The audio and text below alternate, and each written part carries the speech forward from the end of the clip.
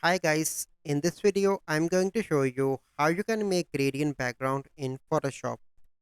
So first step you need to do is to open Photoshop, and here you can see I add a canvas. Then you simply need to open that layer, and in the bottom you can see that option. Click here and click on gradient. And now you can see that the gradient is added.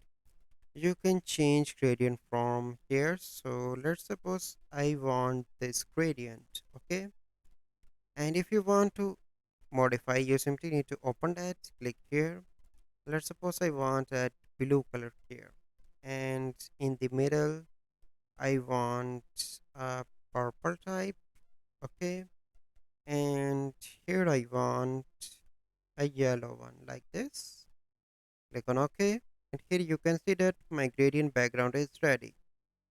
So this is the process that you need to follow to make gradient background in Photoshop. I hope you like this video. Make sure you subscribe to our YouTube channel, and thank you.